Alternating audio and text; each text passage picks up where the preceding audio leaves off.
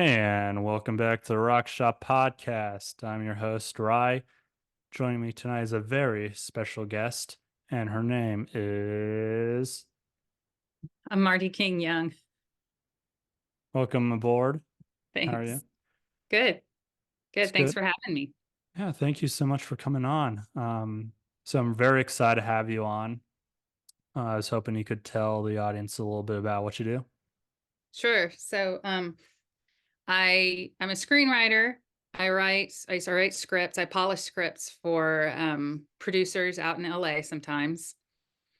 I also direct films. And when I'm not doing my own stuff, I work as a producer's assistant on various projects. So I've worked as a producer's assistant I'm working for Ellen Bloom right now. She was just nominated for an Emmy for the Mysterious Benedict Society.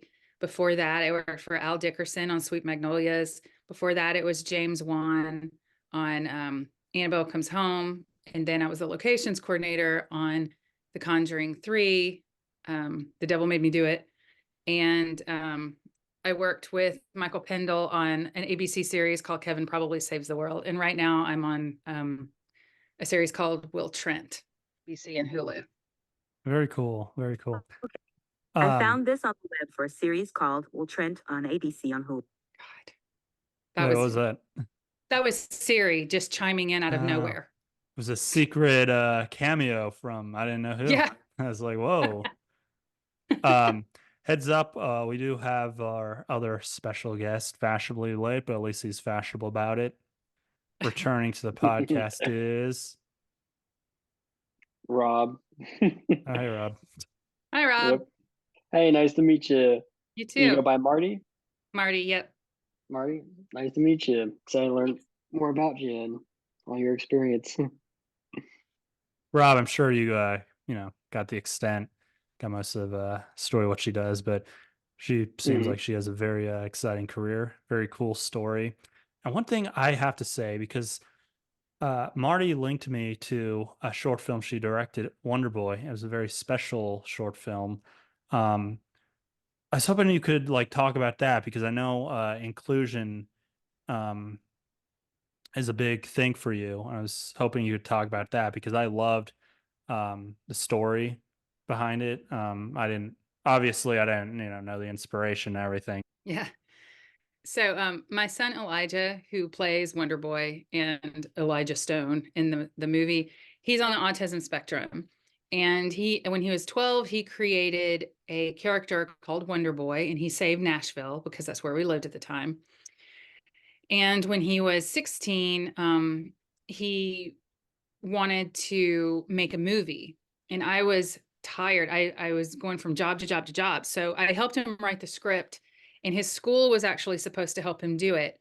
But they moved the subsidized standard testing to the last week of school when they were going to film it.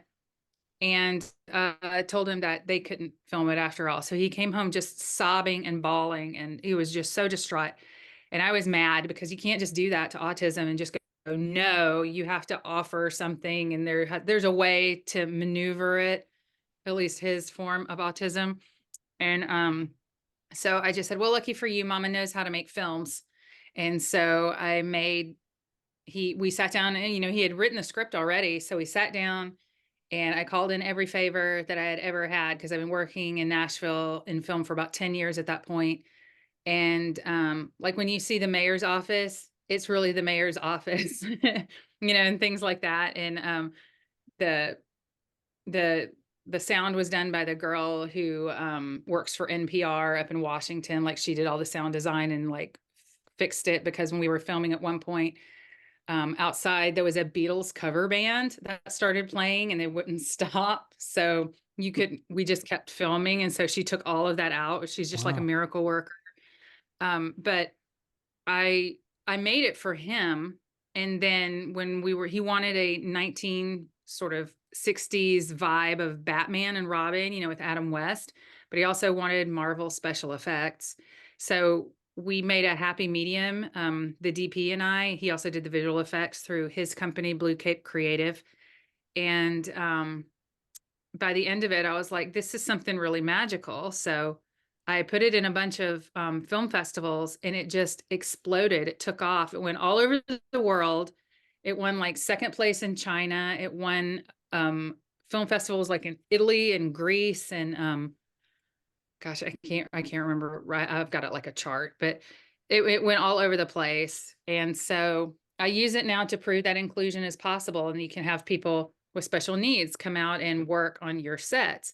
And since then, I've been able to get people of that community on sets for like MGM and FX and Hulu and things like that, and been able to get them jobs. So I use it I just think it's just crazy, because that's not really like the genre. I never thought that I would direct and that would open up doors for me, but it has, and it's gotten me more directing gigs, which I'm grateful for. But I mean, out of everything that I've done so far, I have to say that I'm most proud of the Adventures of Wonder Boy. Yeah, I can't remember if I learned, I of course I didn't know a whole lot about your mission of inclusion for people with special needs, but I can't remember if I read that in an email or your daughter told me or where I heard that, but I thought, that's just so beautiful. You gave that opportunity to your son, and you lifted him up as a hero. Both literally in the film and like you know metaphorically, I guess. Now with the film's gone all Mhm. over the world, and I Yeah. think that's a very beautiful message. I think that's such an important message I did want to highlight on this podcast because that's so necessary, and it's just a really feel good, great story. And I saw the short film. It's the full title is The Adventures of Wonder Boy, correct? Yes. Yes, Yeah. yes.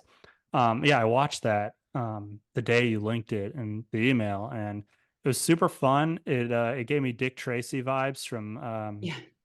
yeah, it's very colorful. It was fun. It was yeah, Batman 66 or that awesome 90s Dick Tracy movie. Hmm. And yeah, it was a lot of fun to watch, and I bet it was just a blast to make. It was. It was really fun. It took us 4 months because would have to film it on weekends when Elijah wasn't in school, and we didn't have any reshoots. We just took it with what we got, and then the last day of shooting were the bookend scenes. So the opening and then the scene after the credits. That was the last thing that we shot. And it was hot out. It was like 105 or something at one point. I think my daughter who was playing Sparrow, she like passed out at one point. Oh It was no. great. Yeah, it was wonderful. It was so hot because the costume girl who made her costume, her vest is made like made it out of Sherpa wool. And I was like, why would you make it wool? And he was 106. It's July, what do you do? But it looked good. So I guess that's all that matters. So But but it's been really fun. I have been able to use it. Um, it's actually opened up doors for us to be able to go to schools and tell kids in different communities that are disabled that you can do anything you put your mind to. Don't let anybody hold you back. That's a big thing, and nobody's a throwaway. And I think that we've just had a society of people that have been more entitled than others and look down at people, and I don't like that. So well, I that's use such it a to say, these people need a voice, and we're supposed to absolutely. be the voice for the voiceless. That's our job. Absolutely. That's such a tremendous message. I just love that. And on top of that, you just made such a feel good thing. And, obviously it's making an impact, all over the world. And I think that's just really terrific. Thank you. Got some questions here. Want to Uh-oh. get that out of the way, but, just we could have a little discussion and, just a few questions. Some are a little more All serious and right. some are more fun. So let's Yeah, see. let's do it. Okay. So I know so I'm 25. Rob, you're like 24, aren't you? 25. Yep, Oh, okay. 25. Yeah, I thought you were around the same age. We're pretty young. And that's most of our audience. So, people in their 20s. We get a lot of, people who are trying to break it in the industry, whether they went to film school or not. I personally did not, but I still try to make it work. Mhm, Um, well, I guess what advice would you give? I do know, you do teach in Greece. mhm. Um, so like, what advice would you give our audience on how to break it, regardless of education or anything? Sure. So the first thing I just want to say is you don't have to have a film degree at all to break into this industry. In fact, if you're thinking about going into film, I personally would advise you to take business classes instead and learn how to run your own production company. You're going to need that a whole lot more than you're going to need anything else that they're going to teach you in a film school, because the film school, they're going to tell you stuff that you can find on the internet. And I know this because I went to Vanderbilt. Okay. They're going to teach you stuff that you can find on the internet. And that's it, because where you really learn is when you are out there and you've got boots on the ground, because what's in a textbook is completely different than what you see when you're on a set. There's you can say, okay, here's a call sheet, this is what time I have to be there, and this is what's going to happen all day, and that's great. But if you don't know how to talk to an actor versus talking to a director versus talking to a producer, because those are three different forms of etiquette, you're not going to know how to survive it. That is the main thing that I would tell you, if you're thinking about it. Now, if you're already in film school, by all means, you're going to meet people there, and y'all are going to make your projects, and then that's great. You're going to be able to, y'all are all scatter, and y'all will be able to say, oh, I went to school with that person, and they might be able to help you, going forward, which is great. But if you want to break in, I would say go to your film commission website for whatever state that you're in and look up and see if what's coming in to film. If there's nothing coming into film, reach out to your film commission and ask if anything is coming into film. If there are industrials coming to film, industrials are training videos, and they're not very exciting, but you know what you'll learn how to do? You'll learn how to stay on task while you're on a set. You might have to do PA work. Like I started off as a PA for a Jason Crabb TBN special that came to town. And I just put out and zip tied chairs for like 3 hours. That was my job. But because they never saw me slacking, and because I never complained, and because I had a good attitude, I got hired to work on The Voice. And then after The Voice, I got to work on America's Got Talent, because they knew me as, oh, well, she's somebody I want to be around because she's got a really good attitude. So that's huge too. That a lot can be forgiven if you have a really good attitude. If you mess up, don't try to throw somebody under a bus, because that never works out well for anybody. And that's what you'll be known as. And that's not good either, because all you have in this industry is your reputation. And your reputation needs to be true, and it needs to be who you are. And you need to be known as a hard worker and a person with a good attitude. But if you're just starting out, like I said, go to a film commission site, see if there's anything filming. If there is, reach out to the production office and send in a resume. And when I say send in a resume, your resume doesn't say, these are my goals to be an award-winning Spielberg-esque type director. Don't do any of that. It's literally just, I did this. I was even if you're 20 years old and you've never done this before, but you did theater, when you were little, even if you were the dog in, I don't know, The Farmer in the Dell or whatever, when you were 6, you can say, stagehand Farmer in the Dell. You can say whatever school or whatever, you know what I'm saying, but you need to have a resume that shows that you've had some sort of experience. And then when you get on there, you'll just say, okay, I have worked in other capacities before. You show me what you expect out of me in this role, and I will do whatever it is you say, but I need to know what you need so I can do this job effectively. And usually people are like, oh, okay, yeah, sure. Go to that door and don't let anybody in. Okay, cool. And all of a sudden you're doing a lockup. Or every time we say rolling, hit the bells. Okay, now you're on bells. And then that's something you're going to be able to add to your resume. But if you're just looking to break in, it's going to be um, just reaching out and getting to know people and ask people, because everybody knows somebody in this line of work. Everybody. You can sit there, you could be getting your hair done and you can say, you know what, I really want to work on a film. And the hairdresser's like, oh, guess what? My mom does this. I'll give her your resume.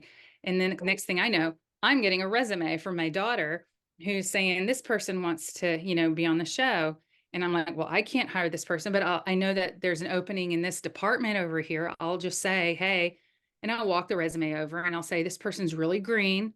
I don't know what you're looking for, but if you just need a body to like run and go get your lunches starting out, this person might be for you. And they're like, okay, cool.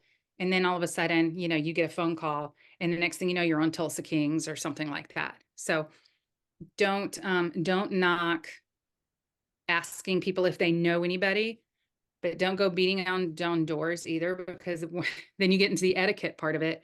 Whereas, you find out this person can get a job for you or possibly get a job for you.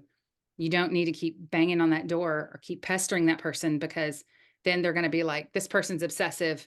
We don't need that on a set either, because sets are very, very hectic and it's almost like an emergency room at all times where people are running all over the place, and you don't need an extra layer of chaos that comes with that. So it's just reaching out, and I don't know, your film commission can help. If, like I said, if there's nothing coming to town, I would just start getting in really good with the film commission. I would say, great, are y'all going to do some type of drives? How do people know that you're even here? I didn't know that we even had a film commission. And they'll say, oh, really? And you're like, yeah, I didn't know anything about it. Can I help make that more visible? Are there ways that I can help share about this film commission on social media? And then you become sort of linked with them. So when something does come to town, guess who they're going to tell first? That's right. So it's all about helping others in order to make a difference today. Sorry, that's the Wonder Boy tagline. That's all about, just putting your best foot forward. I mean, you never know who you're gonna meet. Like, I mean, just how we met, I was hanging with a buddy at the bookstore and I was just explaining movies and your daughter overheard me explain the Eternal Sunshine plot and, one thing Yeah. led another, and that's how we're all here now. So Yeah. um I work retail. Um and a guy came in once and I just asked him what he does, and he was a a commissioner of culture in the city. I his like job name's a tongue twister. It's like the city commissioner of culture, something like that. It's a bunch of Okay. C's. Um, but I made an indie film. I was a business major at Florida State. I don't really talk about my whole story too much on the podcast, but I guess now's a pretty good time. But about what you said about business school, like I did go into management, but film was a passion. So when I got out, I just had some money and I had some friends, and we made an indie feature. And you know, I didn't become the next Spielberg from it, but it was a great start. It was a Yeah. great foundation, and I've just been working on my craft since. And it led me to there's this guy coming in my store one day, the commissioner, and we were just talking, and he said he had like a film festival in Alpharetta, Mhm. and he invited me and not just screen it, but also be a panelist, um, Nice. just for thank you, just for just like the state of the industry in general. This was right after the strikes ended, so that was a pretty hot topic. But I mean, it's a super cool experience, I gotta say. But just got put your best foot forward and just be nice to people and show up on time. That's a huge thing. Mhm. Um, and you never know who you're gonna meet. Like someone I met, I think it was just yesterday, told me like, oh, it's gotta be so hard. It's all about who you gotta know, in Hollywood or whatever. I said, yeah, but you also, put the work in so people want to know you. Yeah, for sure. Mm. You know, work ethic is always going to like, you know, be valued over, you know, connections or, um, know how, because, if you meet the right people, it makes or if you, work hard and meet people, it makes things whole lot easier.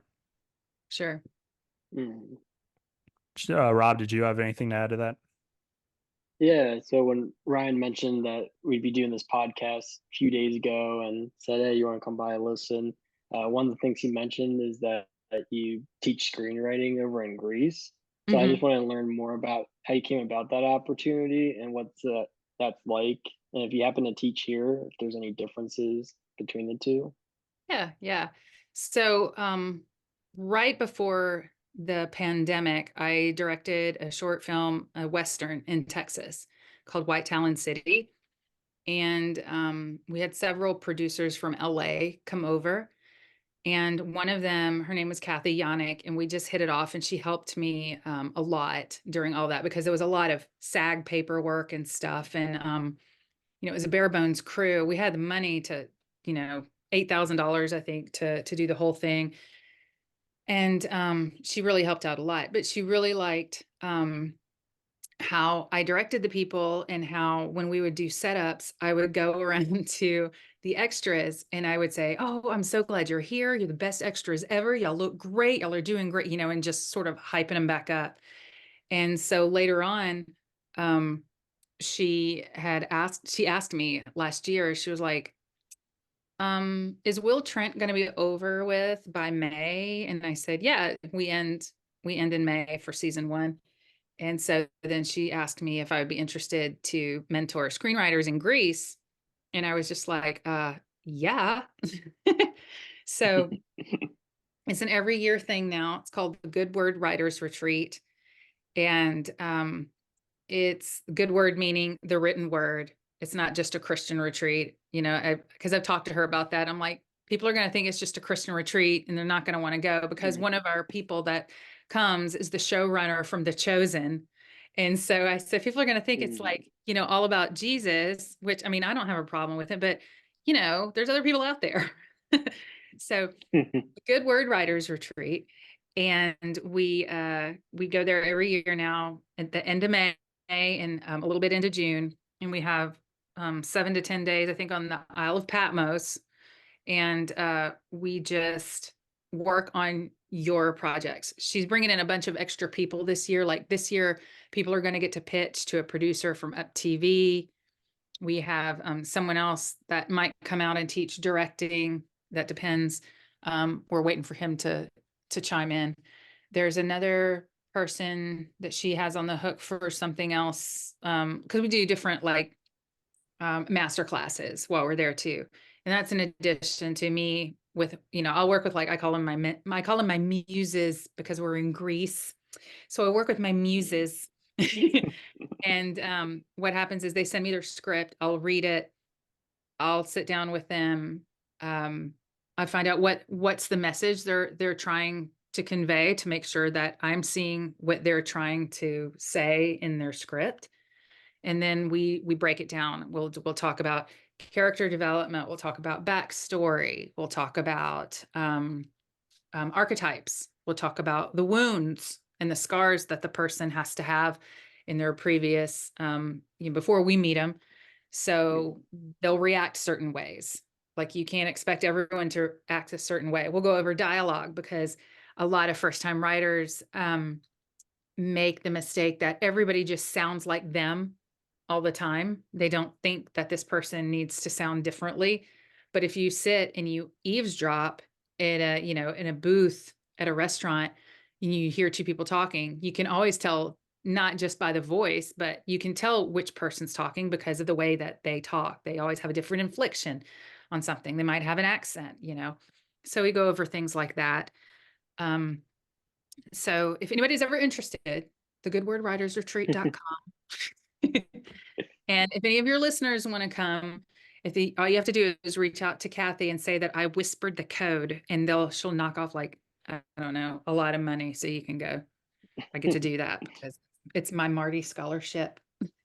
Turn up the ABBA. We're But going to Greece. yeah, you should come.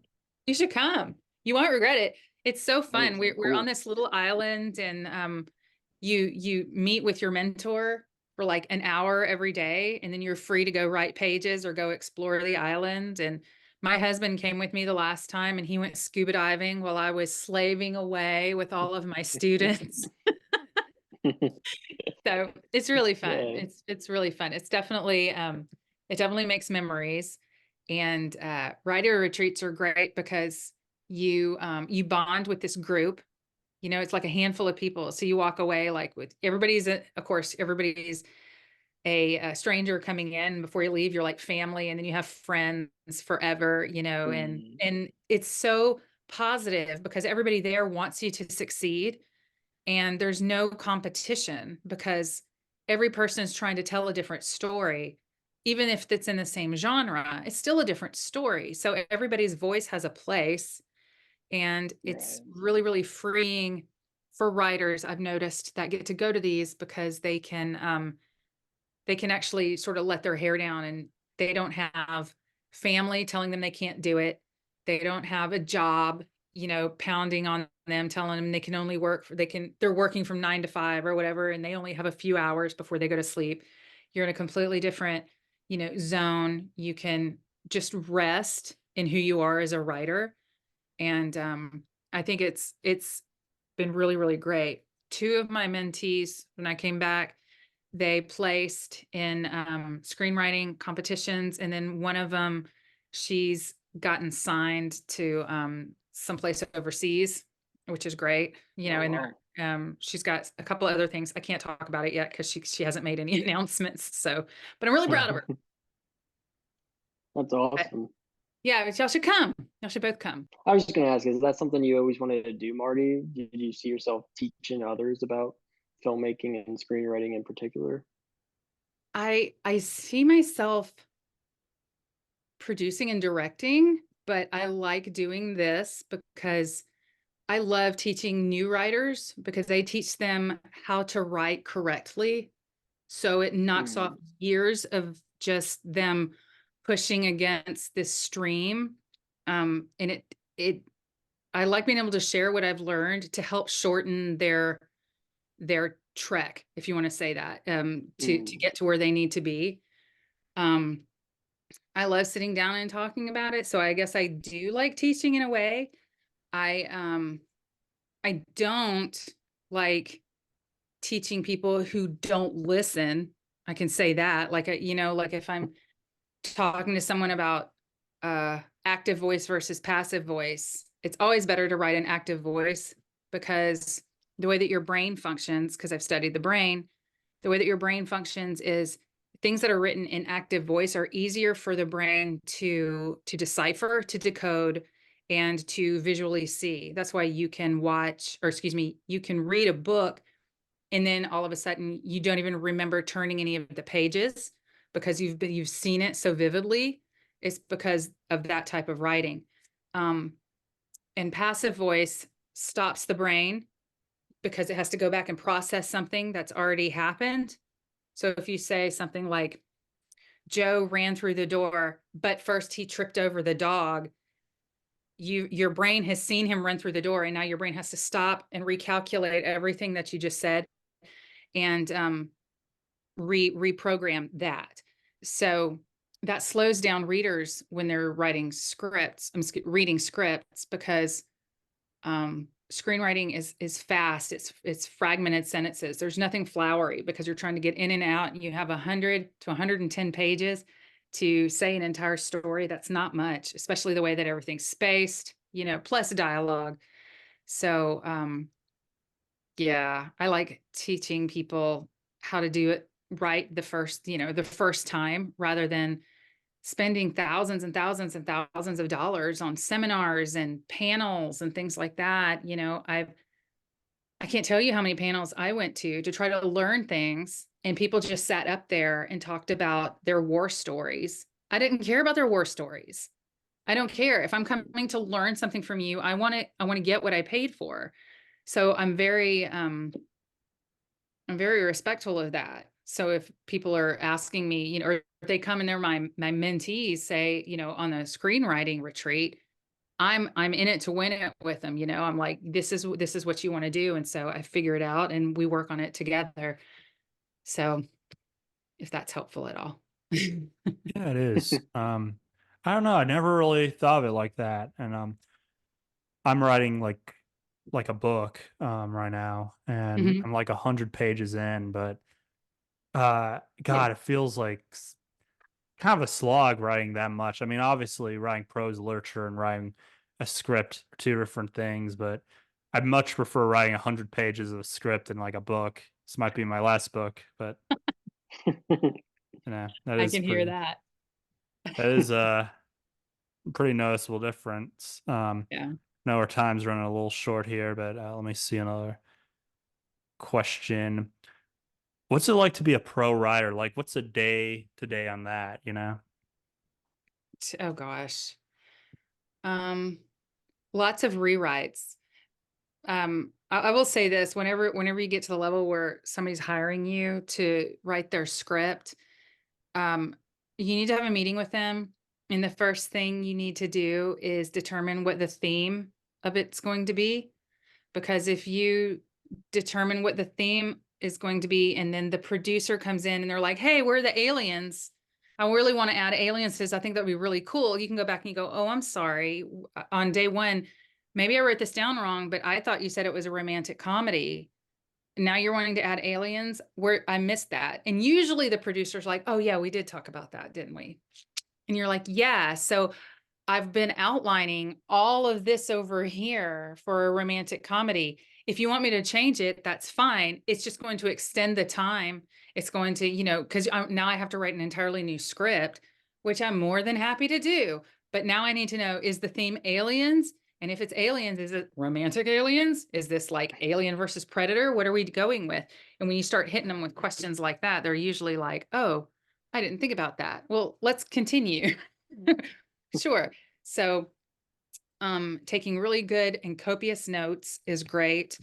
Um, Once you do a rough draft or give them a treatment, you're going to get notes. They're going to tell you what they want or what they don't want. And if you are writing for hire, you are being paid to write whatever it is they want and to fulfill their vision. So you just need to get a clear vision of what that is, of their vision, so you can do this accurately and quickly. And then when they give notes, whether you like it or not, you say, okay, sure, I can fix that. Okay, sure, I can fix that. And now if something comes up and it messes everything, like you have to have one certain thing happen, like she has to defuse the bomb or else none of this else can happen. You can say, and he goes, I don't want her to defuse the bomb right there. It needs to be later. You're like, okay, sure. And you just sort of push it aside and fix everything else, because usually the producers will forget they even gave you the note. And if they come back and remember it, you're like, oh, oh yeah, why do you want it right here? Because this is what sets it up. And then you've done everything they've already said, and they know that you're good to do what they asked for. But it's you'll need more clarification. So it's all going to be communication. And yeah, that's pretty much it. Just really good communication, understanding what the theme is, because if you don't understand the theme, if you don't understand the drive of whatever the character is, if you don't understand the backstory of then you're going to go into all of that other stuff, which I teach, So it's it's fun. I mean, I like it. I wouldn't change anything. So I hope that helps. If that's Yeah, I'm glad you bring that up because all my audience members and myself included are all indie, so we don't get studio notes. We are the studio and we are the yeah, writers. So yeah. Well, even that's if you are indie, whoever you're writing it for, or um, whoever's funding it, whoever funds your indie film is going to have a say. That's just the way it is. The executive producer gets to do everything. The executive producer can go in and recut your whole freaking movie. That's why you have a Zack Snyder director's cut, because the producers went in there and hacked it up, right? So it's whoever's got the money is going to be able to pull the strings, and as long as you know how to get along with the people who pull the strings, you'll be fine. because like I said, there's an etiquette to it. And it's just how bad do you really want to work? And is this something that you're going to be happy with when you walk away? Or is it something that you'll lose sleep over? So those are the things I think about. Okay, I had another question to ask. I want to switch gears a bit, have a fun question, I love Um, fun. Hit me. yeah, don't we all, man? This one's kind of deep, or it can be deep, but I think really like talk, from the heart. But what's the movie that changed everything for you guys? Or it could be a script, since we're all writers, but either or. I feel like everyone who wants to work in film, we all have that, that one movie that we just saw it and it just like changed everything. So, what is it for you guys? Well, what do you mean by change, first of all? What do you mean changed? It's like, maybe you liked movies, but then you saw this one movie and you're like, man, this is what I want to do. Or you read one script, or you focused on a script in one movie and you're like, man, I could like be a writer. Like, this is so cool, you know? Yeah.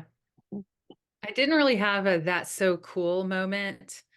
I went through I think it was like through the early 2000s and into the teens where it was a lot of just remakes of things. So I just got really pissed off that nothing new was coming out. Because I knew there were writers out there that were writing things, but it was just the fact that these production companies and these studios were just trying to play it safe. And so I was like, well, screw it. I'm just going to start making my own stuff. So maybe that's what it was.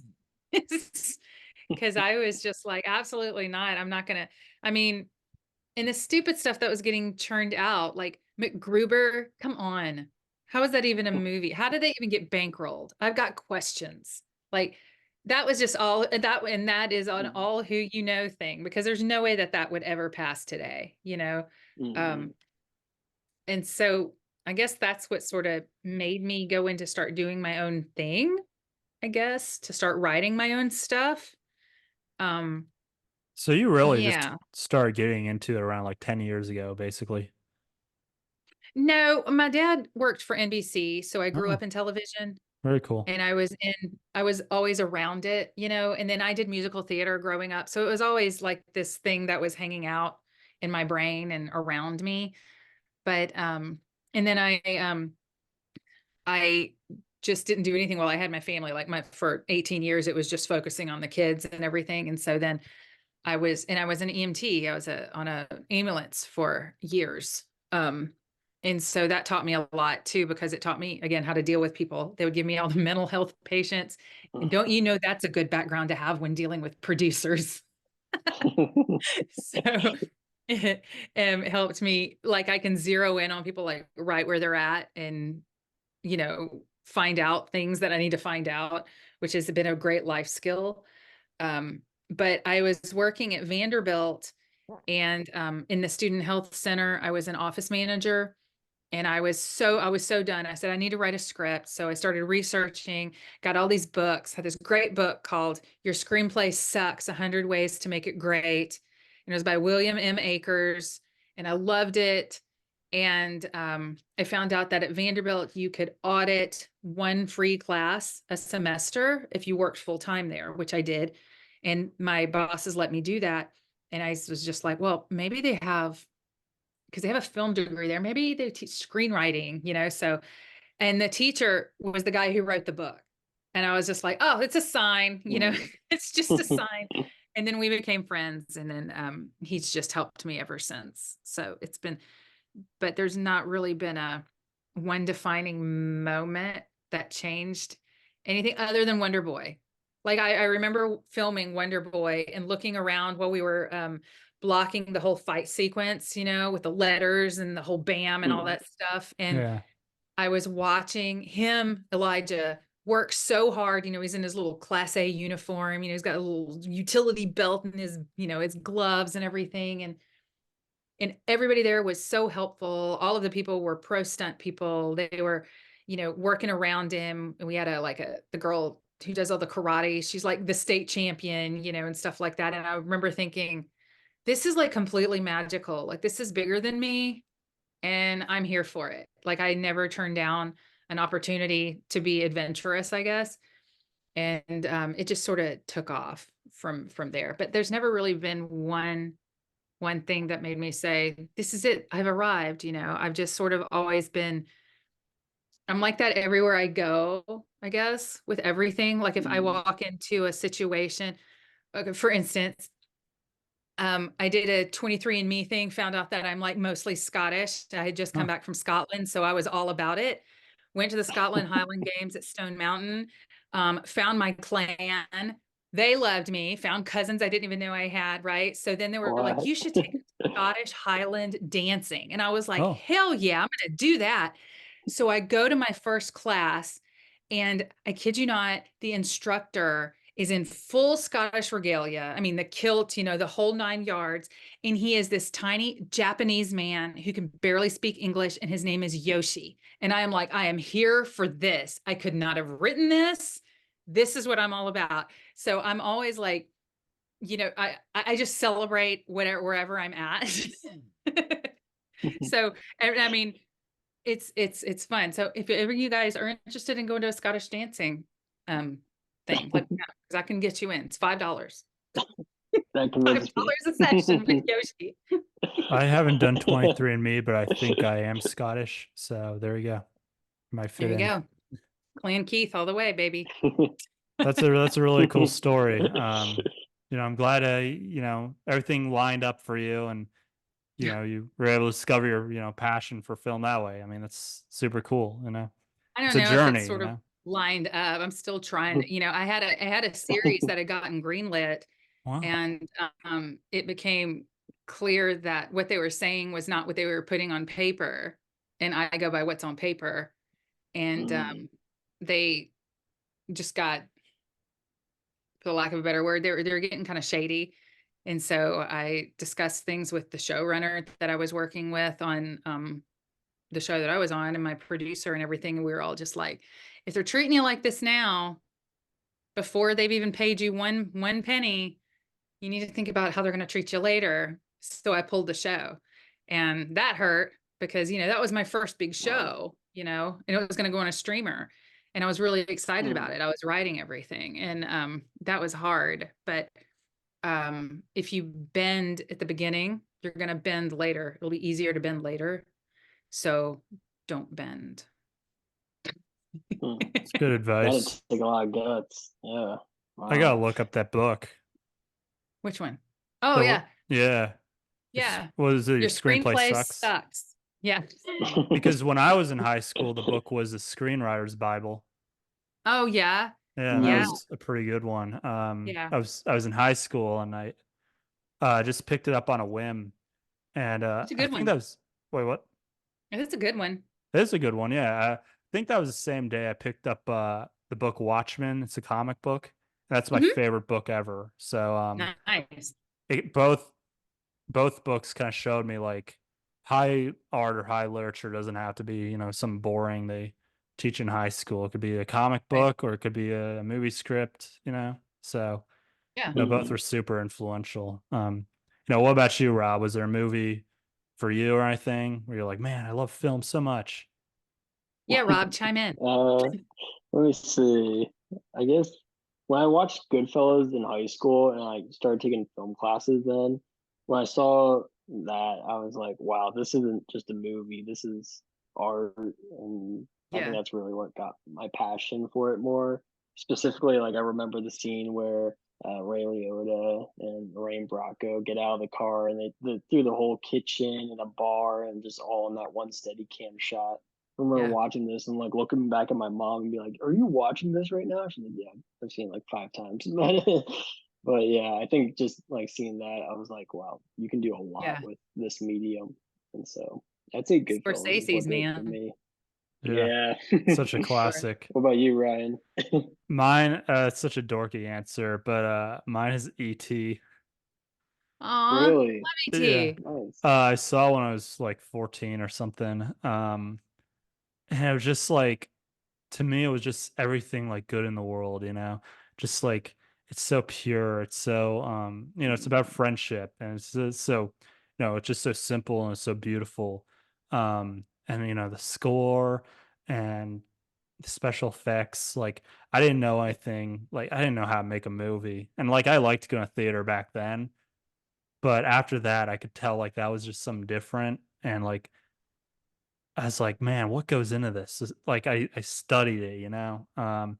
Mhm. and I'll never forget. I'm driving to my movie premiere for my indie feature. And it's kind of a long drive, but basically, I just listening to just music on the way. I was super excited, and the ET theme song started playing, and Oh wow. the sounds like so late, but it felt like it was all league to that, because eventually, like, I No, got it's a kind of angsty. sign. Like, It's a breadcrumb. I That's Yeah, full got it's circle moment. yeah. I was I was super shy in like high school, and I had like kind of a hard time making friends. Middle school and high school, kind of just kind of shy. But um, I mean, I just loved film, but I was so like deterred because it's people kept telling me like, "Oh, you need connections," and I had a hard time like meeting new people. So for a while, I was like it's never gonna happen. I'm never gonna make a movie because you need a lot of friends or whatever. And I'm driving, um, to the premiere, and all those years being like, oh, I can't get into film school. I'm never gonna do anything. The ET theme song like started playing, and it felt like I could fly in that moment. Yep. Like my car could be like the bike, and here's the moon, and it's like, you know, I love that. And I think so. Steven Spielberg would love that, knowing that he did that. Yeah. He's always breaking all kinds of ground. Like I remember watching okay, so Jurassic Park came out in I think 92 or 93. I Yeah. was a senior in high school Mhm. and I went to go see it like opening weekend, of course. And it was so packed because it was the first time they ever did surround sound. Y'all are probably too young to remember this, but it was the first time they ever did surround sound. Um, it was you had to buy tickets actually at the theater, you guys. It was madness. Yeah. So the lines like around the corner, so we finally got in for like a midnight showing of it, me and my boyfriend at the time. And I think we wound up sitting like third row because everything was so packed. And the scene when it came out with the brachiosaur, when they finally revealed the dinosaur, Mhm. I sat there and I was just crying, just weeping, not because of the storyline. I was crying because I recognized that cinema would never be the same. So maybe that was my moment or a moment or something because I was like, nothing's going to be the same after this. I just witnessed history and I was right here to watch this because after that, look what happened. CGI just took off because before it was just sort of like, oh, we'll sort of tinker around with it over here with Toy Story and Pixar has it. But this actually Mhm. created this amazing storytelling technique and yeah, Spielberg, he's my Patronus. When that movie turned 20, That's a cool moment. they re-released in theaters Jurassic Park 3D, Mhm. and I was 14 then. Like this is a few months after I saw ET, so it's still like Yeah. really into that movie and It Spielberg. holds up. And then I Mhm. saw that for the first time in the theater in 3D. Uh, and it was pretty much just my dad and younger brother and I in the theater, and like that was insane. Yeah, Like that was Yeah. jaw dropping, yeah. because No, like Avengers was that obviously they're making better CGI, but that was still so jaw dropping, like incredible, Mhm. like God, dude, I got even more obsessed with cinema and everything after that. and just the way that he knows, like Spielberg is such a master because he knows which lenses to use to make the scale be bigger. Like Mm. there's a whole course almost on how he uses his lenses because he went from like regular lenses that you would use just to do your regular storytelling to all of a sudden whenever the dinosaurs are around he shot to the lens that you use when you're doing horror films And so it like Mm. revealed, so the shot with a brachiosaur, it was wider, it could Mhm. get more people. It could, or the people look smaller, so he could make it look even bigger and stuff like that. He's just Yeah. such a flippin' master. I just wish I could go like sit at his feet and just be like, I won't even make a sound. I just want to follow you around for like a year. I'll be quiet. I'll buy my own lunch. Yeah. Can I just follow you and listen?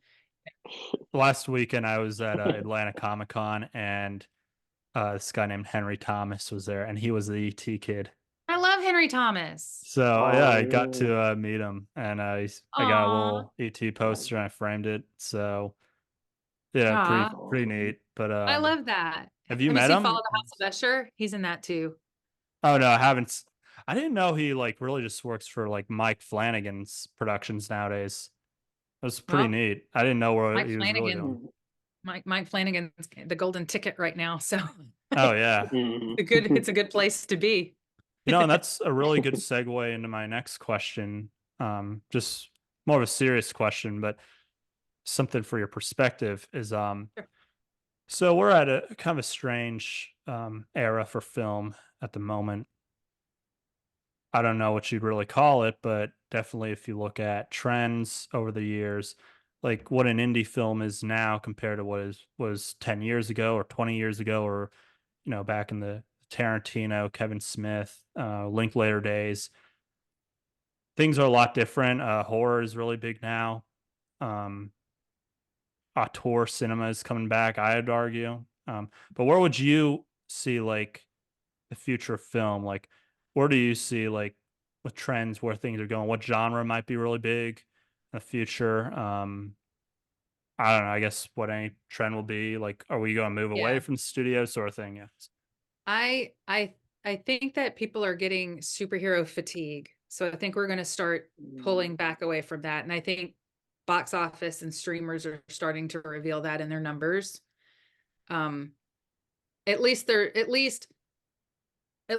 Marvel superheroes, because people love the boys, Yeah. and maybe it's just time for something else to rise up, I think, for that. In Mhm. terms of, gosh, movies, oh man, it's so hard right now because we've got this really weird dynamic that we didn't have before, and that's the streamers. Should they automatically go to streaming? Should they release at the same time?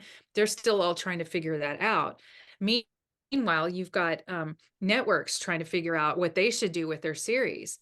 We used to work on a 22 episode system where you would get greenlit for 13 episodes, and then seeing how you trended during the season, that's if you found out you got your back nines. That's how you got to your 22 episodes. We're not doing that anymore. We Will Trent for season, we had 13 episodes. Then we had the strike. Then they said we're going to have to pay all this extra money, and they're like, okay, yeah, we'll agree to that. And then all of a sudden we're cut back to 10 episodes because that's the same amount of money they were paying for season 1.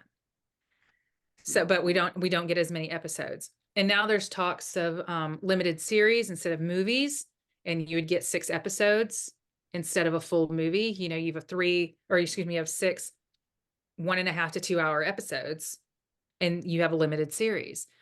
So it's really hard to say. I think we are going to see a rise of those 6 episode series coming up.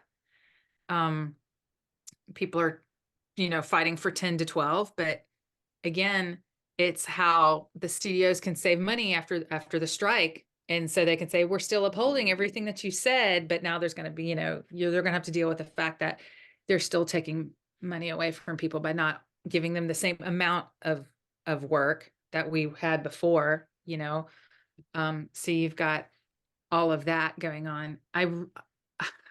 It's really hard. I really wish that there would be some sort of independent distribution company that could rise up, that could have its own streamer, so we could do what we've normally been doing. A streamer that's got 25 channels, and it's, this is romance, and you can have nothing but romance movies on there, and then you can have the rom-coms, nothing but rom-com movies, or, and then after you get like past, I don't know, channel 20, channel 30 through 50 or whatever, are nothing but series. That would be great. And then we could make whatever we wanted, and things that get canceled, just because they don't want to shell out the money, they could just jump over there. Like Netflix was snapping up things for a while. Oh They yeah. were snapping up things to bring them over. So it's just such a weird variable right now. I really can't say other than I think it's going to be serious for a while because there's more work.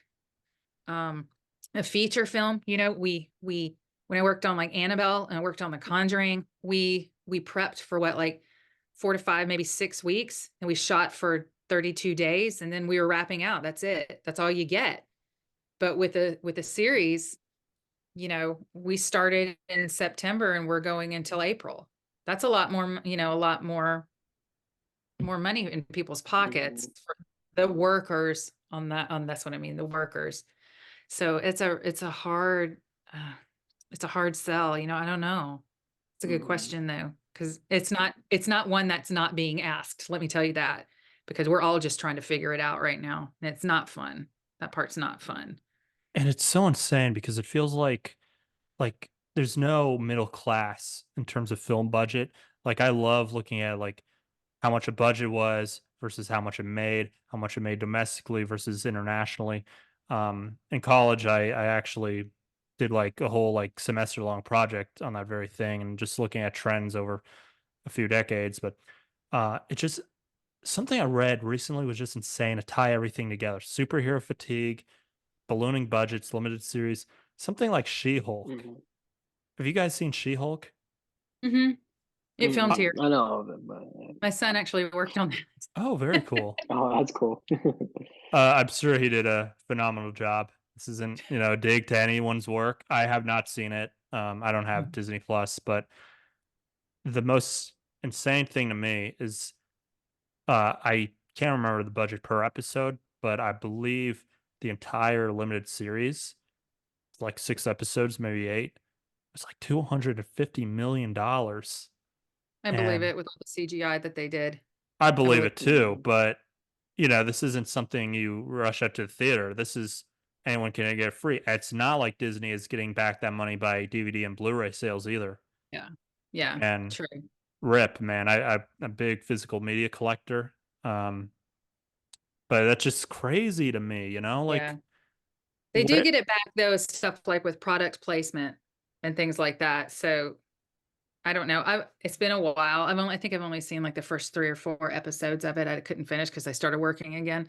But they do get some money back. You're right. Like I have no idea. And is it for the accolades? Is it for, you know what I'm saying? Like, and now they're trying to do this thing where it's like you have to watch the series to know what happens in the next movie that comes out. It's like they're trying to use these things as springboards. And while it's a really cool idea, they started it a little bit too late because we're tired. We're just tired of superheroes. And at this point now, they threw in the Eternals. They threw, and now you're just like, I don't even know what the heck Moon Knight is. I don't know who these people are. I'm done. It just, at some point you just walk away, except Elijah, because he's on the autism spectrum and he loves superheroes. So I just had to go sit through Madame Web and everything. you're a very loving mom to have to sit through Madam Web. Because that's the other like kicker that's really great where this whole Marvel thing is going because I'm a big comic book collector. I got hold on, I got check it. Batman hangs out with Doctor Strange. Man, Yes. I got Batman versus alien xenomorphs. I I didn't even know nerd that was a out. thing. Yeah. Oh Batman god. versus the Xenomorphs. Oh god. Check I'm this gonna have out. to Check tell this out. Elijah. Justice League versus Predator. If I could find it. Stupid. And okay. Not to flex too hard. We've got Batman and Superman versus Predator and Alien. So it's like the tag team. They're all fighting. You got like the Xenomorph Queen. Like he's got I need to find these for Elijah because Batman. Alien and Predator are his favorite franchises. Oh, they did do Wolverine. Can you not see? Look, see right there. Yeah. They do a lot of crossovers with Alien Predator for some reason, but now it's Wolverine versus Predator that just came out. That was super cool. But the big thing, the whole Marvel thing is coming up, which is going to be really awesome. Now they're making it where you have to watch all the Fox Marvel things. So all the X-Men stuff and all the Sony Spider-Man stuff and Blade and I just can't. literally every single thing Marvel has ever created. Now it's all coming in. They already kind of did that with that Spider-Man No Way Home, but Madam Web, she's probably not going to be the next Avengers. Nobody liked that movie, or Morbius, but Venom was in No Way Home for like 5 seconds. So Yeah. it's way Yeah. too much. I so agree with you. Like, Well, if you guys want to go see a really good movie, go see Argyle. That is the most hilarious thing I've ever seen in my entire life. It's Yeah, I wanna see campy. it. It's a campy spy spoof. Have you seen it, Rob?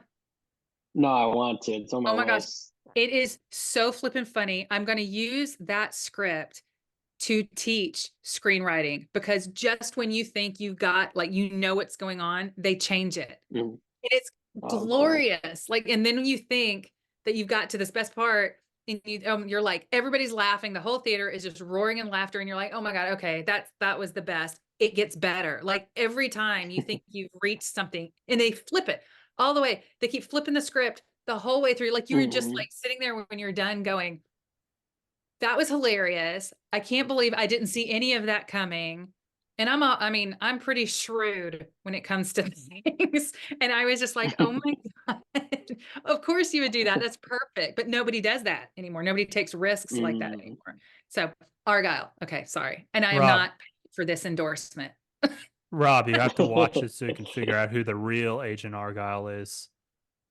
As a Yeah. proud AMC A-list holder, I had to sit through that trailer 20,000 times so I can recite it word for word.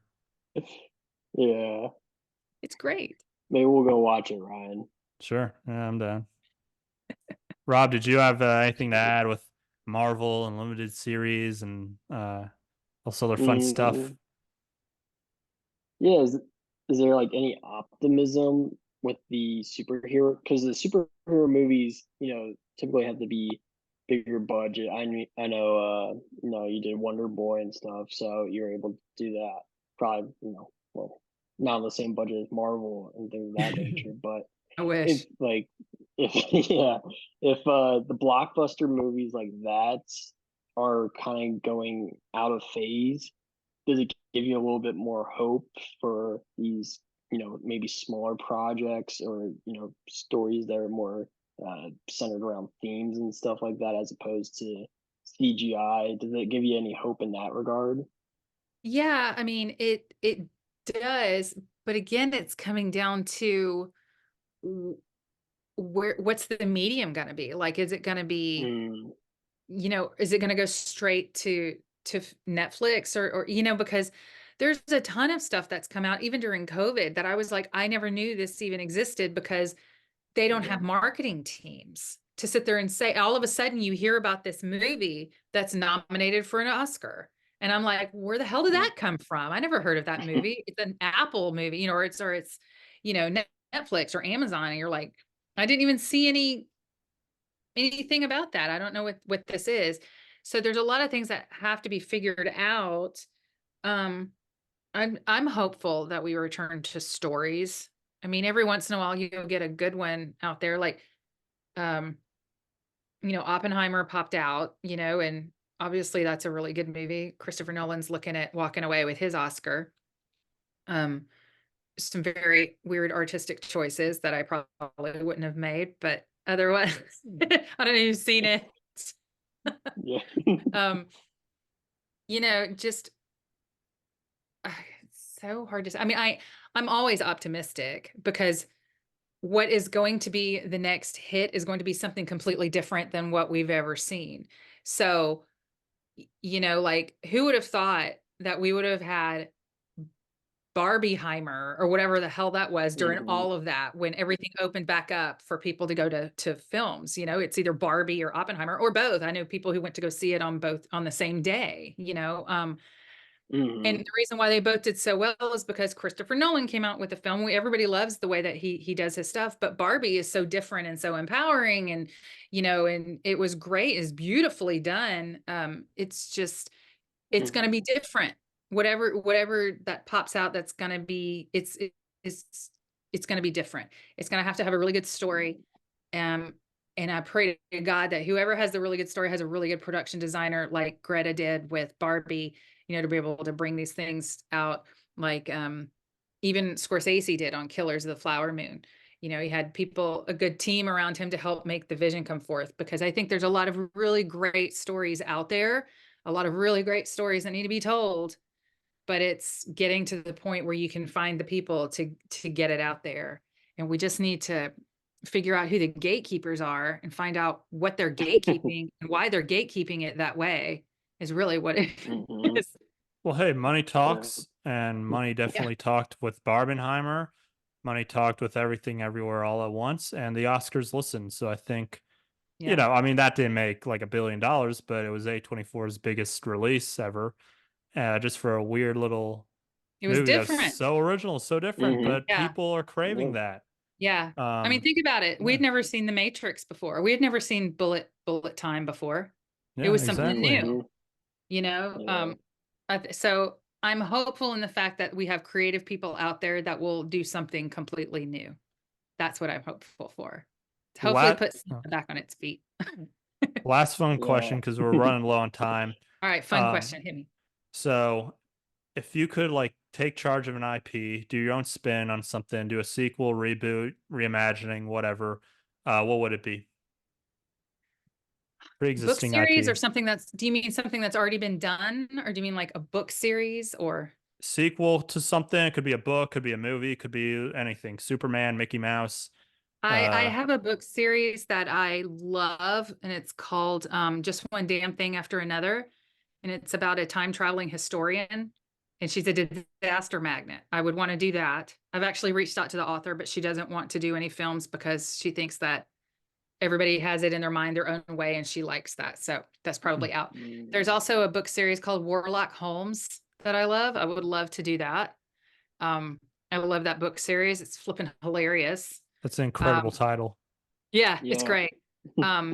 I am working actually with an author right now, Michael Muntz, and he has a book series called Zeus is Dead, and I've written a pilot for that, and that's actually being shopped around. So, and that's really wow. funny because Mhm. the gods have come back to Earth. Zeus is dead. Obviously, somebody's murdered him. Nobody knows who it is. It turns into like this big whodunit because Apollo doesn't like dealing with all of Zeus's stuff. He can't take all the emails, and so Mhm. he wants to bring him back, and it turns into a whodunit. And the rest of the gods are getting mad because they have to fight with social media for their worship.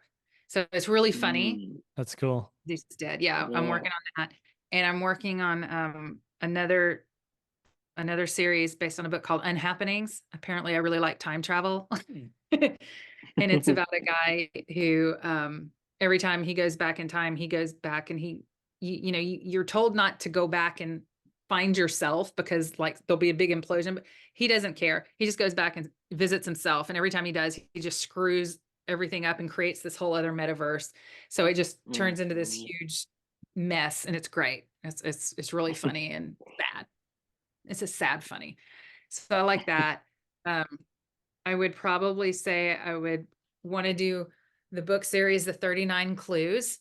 Oh, I Elijah remember loved that. the series. Yeah, I Yeah. read that Wow. first one. Yeah, that's cool.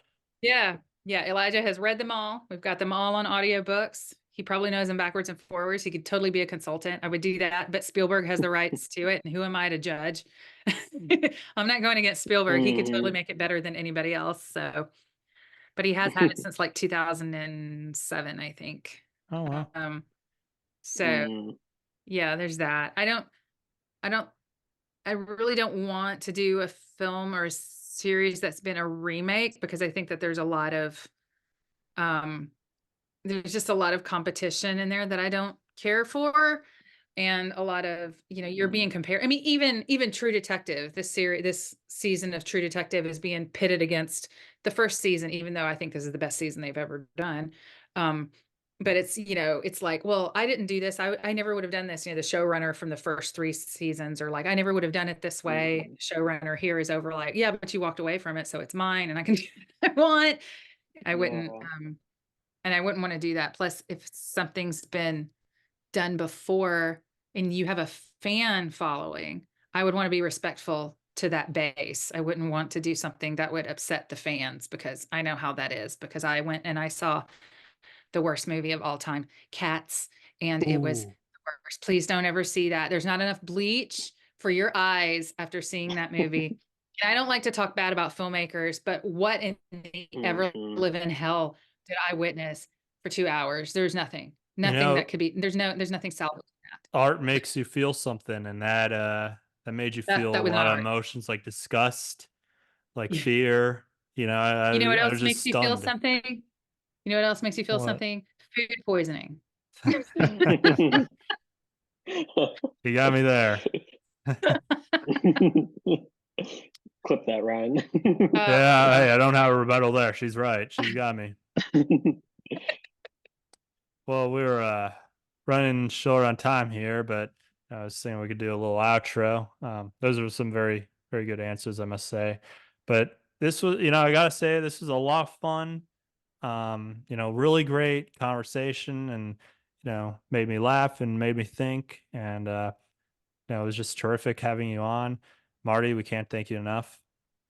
Of course. Yeah. Thank you for having me. Is there, I don't know, do you have any like thing you'd like to plug to the audience? Like, hey, check out my work, or I mean, I don't know. I mean, if anybody wants to see The Adventures of Wonder Boy, it's free. It's on YouTube. You just type in The Adventures of Wonder Boy and it'll pop up. It's usually the first one. It's a kid standing there with a red leotard on and, his mask and all that. So that's great.